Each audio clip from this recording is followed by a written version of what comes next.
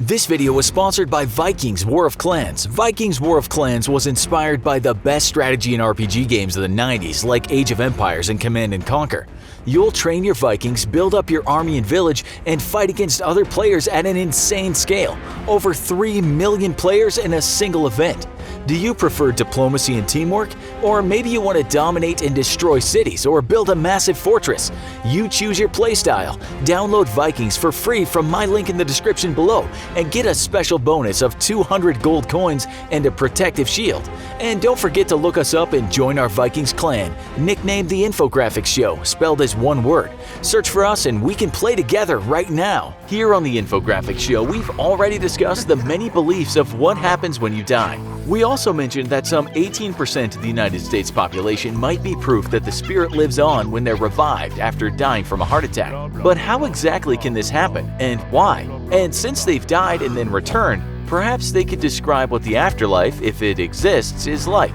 Let's find out in this episode of the Infographics Show. Man dead for 45 minutes comes back to life. Tony Yali went to bed on August 4th of 2013, as he did on most nights, without a sense that anything was wrong. His wife Melissa slept soundly by his side until she got up at 4 a.m. the next morning. This is when she noticed something serious. Anthony was breathing strangely, and alarmed, she tried to wake him. He was unable to regain consciousness. A nurse, Melissa, performed CPR on her husband with her son's assistance. In a panic, the family called 911. Those who first entered the residence discovered a heartbeat only after they had shocked Tony multiple times. He was then rushed by an ambulance to a hospital, where doctors desperately tried to save Tony's life and search for the source of his problems. However, what they suspected it was, a blockage of his arteries, was not the case. They were confused. They searched further, but as far as medical professionals could tell, there was nothing that could explain what was happening. Hours passed and he appeared to stabilize. Then that afternoon, things took a drastic turn for the worse.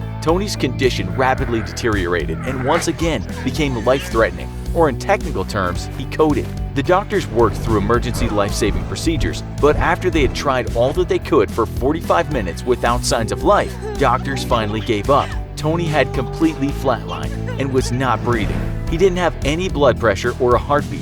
His body showed absolutely no electrical activity. Time of death was given. Minutes passed. As his daughter Kristen would say, she was simply overwhelmed with the news of her father's death and felt a part of her heart had been ripped out. Anthony's 17-year-old son Lawrence couldn't believe what the doctors were telling him. He entered the room with his pastor by his side and started talking to his father in bed. Looking at Tony, motionless in a hospital gown with tubes entering and exiting his body, Lawrence refused to give up hope. He told him as he pointed at his father, "Dad, you're not going to die today." Shortly after, it was the pastor who noticed a heartbeat.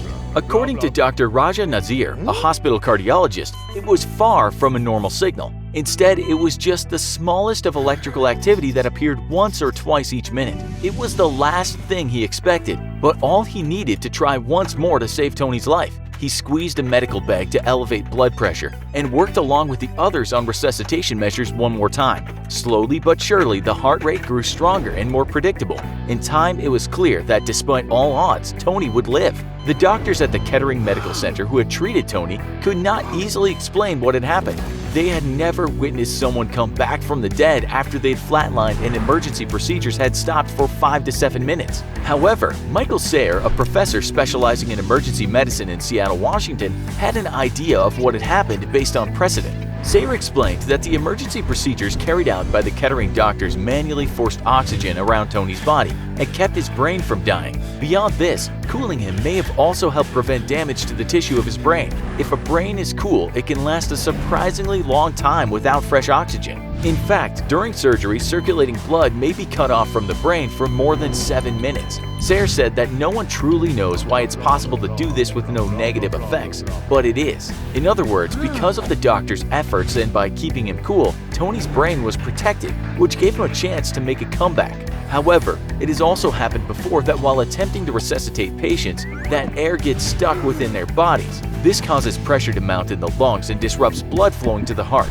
In these cases, disconnecting the breathing tube bag and pushing the chest dislodges the air, and once again, allows blood to properly circulate. This can effectively revive a person. This may have revived Tony. What his and other similar cases seem to suggest is that resuscitation efforts, which traditionally last from 20 to 25 minutes, may need to be relooked at. A 2012 study has shown that when hospital staff puts in more time trying to save their patients, that a higher percentage survive. People like Tony are living proof that trying to resuscitate patients more than once and over extended periods of time saves lives. But this is far from where the miracle of the case of Tony Yali ends. Though his doctors were thrilled that he survived, they warned his family that more likely than not, he would be a changed man after so much time without oxygen. They believed that he would likely show signs of significant damage to both his heart and brain. In other words, they feared that he would become a human vegetable. However, the 37-year-old diesel mechanic is just as mentally alert today as he ever was.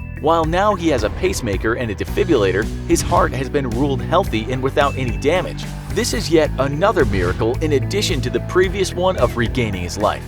On top of that, despite the whole ordeal, he had no broken ribs and wasn't even sore from CPR or shock treatments. As his wife would note, this is something that almost never happens under those circumstances. It may also be a blessing of a kind that he remembers nothing beyond going to bed on August 4th. He was unaware completely that he had a medical emergency or that he died and had come back to the land of the living.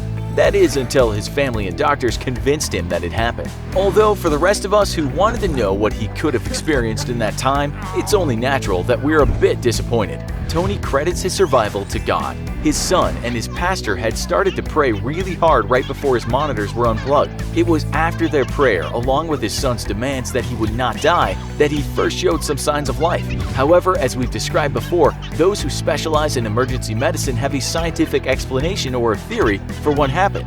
As Tony can't remember, we're no closer to knowing if he experienced life after death for a short while, or if changes in electrical signals and oxygen were followed by an absence of anything. Maybe it's better that we don't know for certain. What do you think? Let us know in the comments. Also, be sure to check out our other video called Man Who Got Hit with an Iron Rod Through His Head. Thanks for watching, and as always, don't forget to like, share, and subscribe. See you next time.